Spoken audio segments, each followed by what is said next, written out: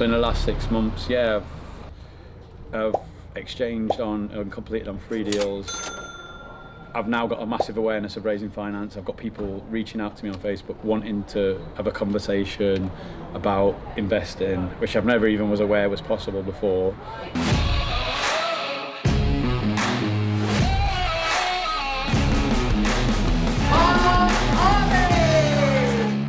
So let's go back to how long did you know about real life, the tribe, the community, the people in it before? I don't know. It's hard to say because I think maybe like kind of like subliminally. From today, probably like 3 years. Has it been around? Whoa. 3 years? Yeah, because I've been good mates with Shane for a long time. Yeah. And I was in a Unity group with Trisha, so she would ask a lot of questions in there.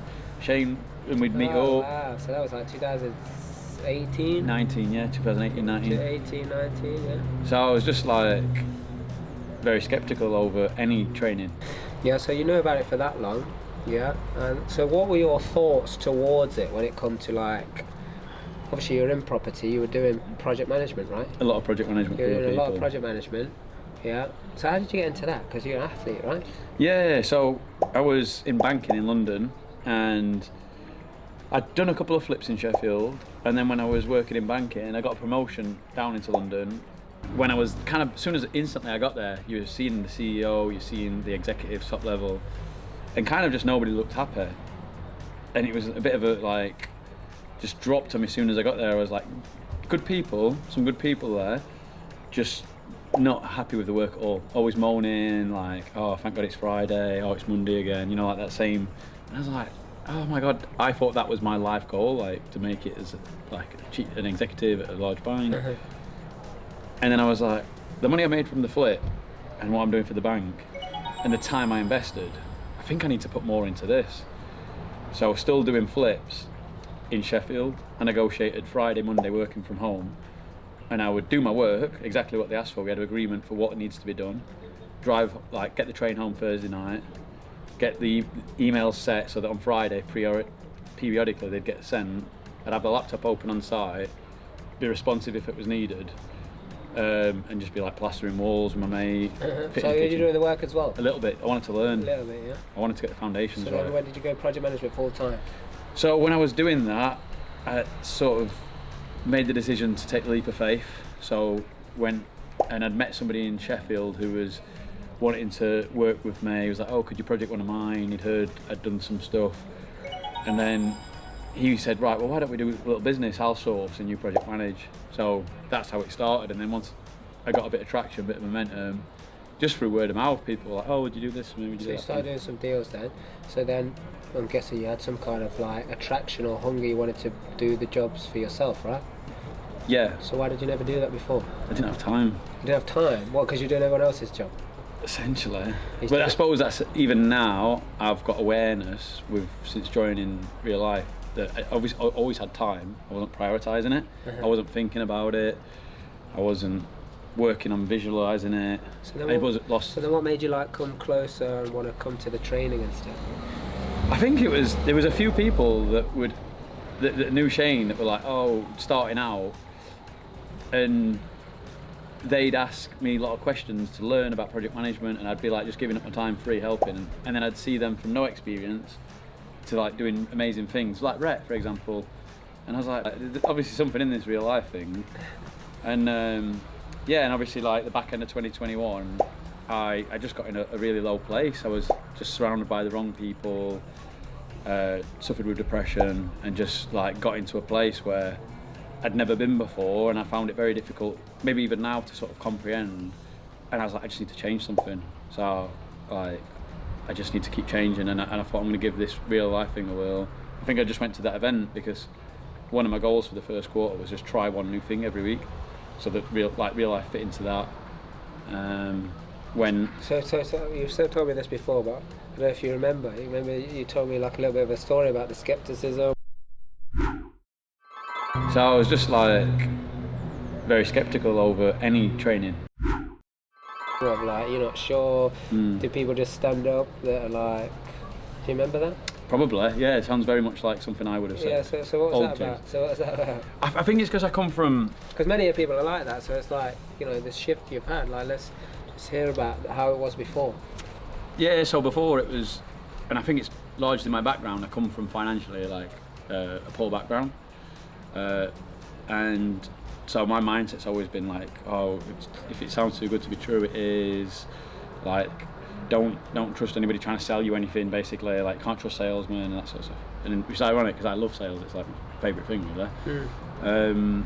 And yeah, so I just sort of thought I'm going to learn everything by doing it myself, and it was ego. I can see now clearly. So that was before, yeah. You Yeah. were doing everything by yourself, yeah. Totally, yeah. So did you buy any properties when you were doing that? No, not really. No. What do you mean by not really? No.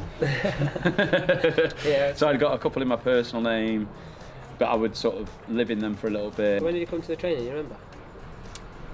January, February this year. It's January, February. Yeah. And I think So then, what was your? Like, what was going through your mind? Because you were thinking, yeah, I can't trust people. What if you want to sell me something? Yeah, just that. I pretty much told you from the start when you showed up. I was like, you know, selling is important, and I will be. Like, some people are gonna want to continue this journey with us. Yeah. You know, become part of this community. You know, everybody has that option to do that, or at least put themselves and apply for it, which obviously you did in the end. But like before all of that, like what was going on? What did you get from the training? Like, how are you feeling? What was going on in your mind? Everything. I was like, I actually told somebody the other day about your advice. Like, version 1 is better than version none. But I was all in the past, like overthinking it. Oh, it can't be right. It's too good to be true. There must be something. Like, the people that have gone through that training must have come from a wealthy background. Must have had a dad that was a builder. Yeah, it's hard to see it from the other side of the table. I was just busy. Like, I didn't really have a business. I was just busy all the time. I didn't even think. I was just like, right, I want to do a good job here. Let's crack on. What do we need to do? So was there a shift in those 2 days? Yeah, yeah, I think it must have been, because I said to you at the end of it, I want to sign up, I will, but I just need to think about it a bit. And I think you said, no, if you go away from here, you'll never sign up. And I was like, no, I think I will. I take a bit of time to be convinced. Well, we already said I don't want to convince anyone. Is that what you said? Yeah, so I don't want to, like, if someone needs a bit of persuading, then yeah, we'll persuade them, but I don't want to convince anyone. It's like, if you want to do it, you want to do it. Yeah. Like this, obviously, as you've seen, we're not just smashing people through for the sake of like making sales. We want people who are willing to take action, and when push comes to shove, they're going to be able to make it a success in property. Yeah, so like you're being trained on how to invest in property from minute one, and even the application process of like, you know, are you going to go on coaching? Are you going to come to PWT? Are you going to become part of the tribe?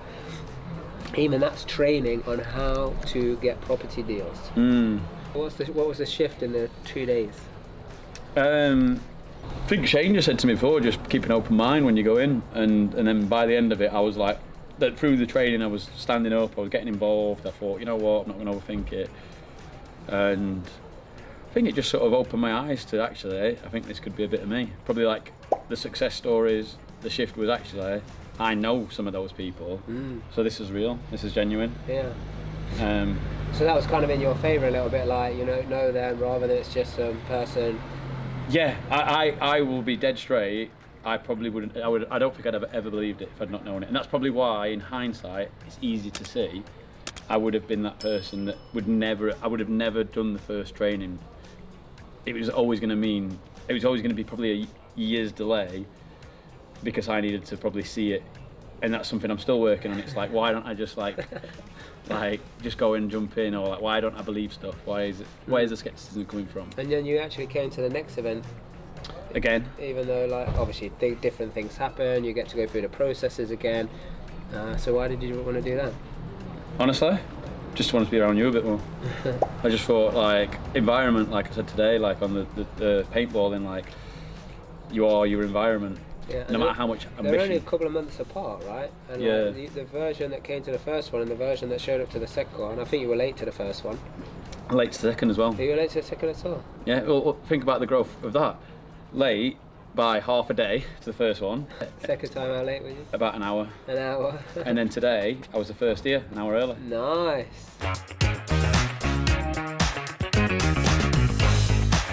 So in the last 6 months, yeah, I've exchanged on and completed on 3 deals. I've now got a massive awareness of raising finance. I've got people reaching out to me on Facebook wanting to have a conversation about investing, which I've never even was aware was possible before.